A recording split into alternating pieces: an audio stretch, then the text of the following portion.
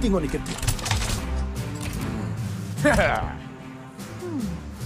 Boboy, jauh lagi ke tempat meeting tu? Ikut je lah. Tunggu aku, Boboy.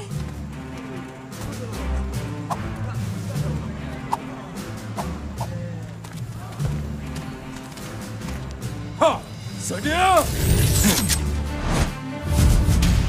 Tembak!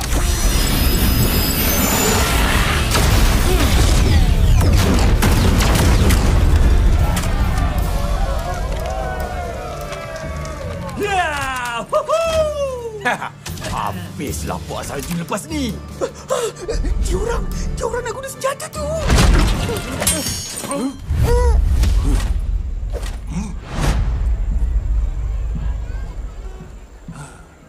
Kenapa? Ada orang ke? Je kot. Kau ni, jom cepat. Kejap. Kenapa, Boboy? Kunci kereta aku mana? Kunci kereta? Kau lesen pun tak ada.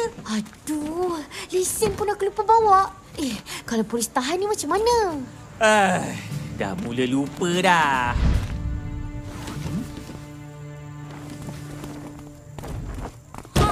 Sampai tu. Lama kita orang tunggu tau. Mana tak lamanya. Dia ni buat hal. Maaflah, tak ingat lagi main mana. Tadi keluar kunci pintu tak Gopal. Boboiboy dah mula lupa dah. Ais, kau okey tak? Kau ingat aku ni lemah macam Blaze? Siapa Blaze? Okey semua. Tujuan kita berkumpul ni nak berbincang. Macam mana nak elakkan Puak Bara dan Salju berperang. Kenapa tu, Fang? Maaflah, signal sini tak berapa kuat. Sila teruskan. Tadi kita orang nampak askar bara test senjata. Diorang tembak patang salju. Kuali pun ada nampak askar salju keluarkan senjata.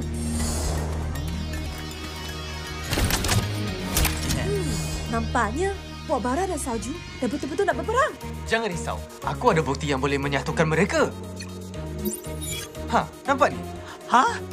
Panglima Pair Rapi dengan siapa tu? Aku rasa itu gambar Panglima Pair Rapi dan Mas Mawais. Mereka pernah berbaik? Aduh, signal makin teruk. Kita jumpa di puncak bakar beku.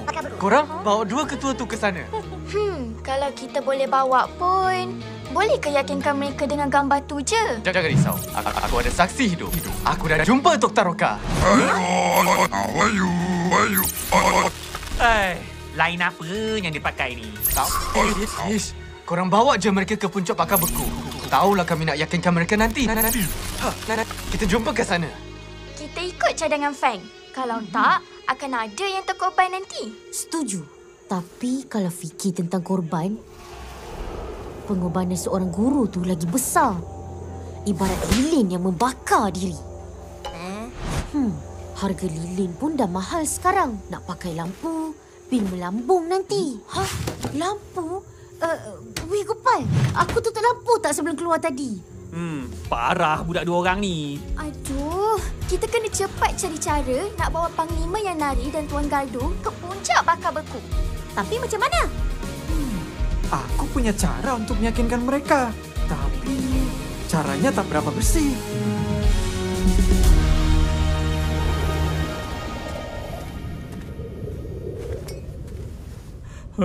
MOS kebenaran dalam kenangan.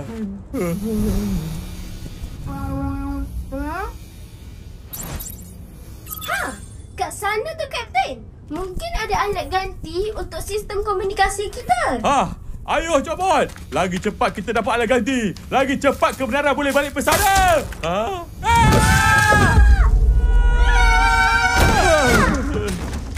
Aduh, pinggan kebenaran. Kat mana kita ni, Cobot? Jom, Kapten.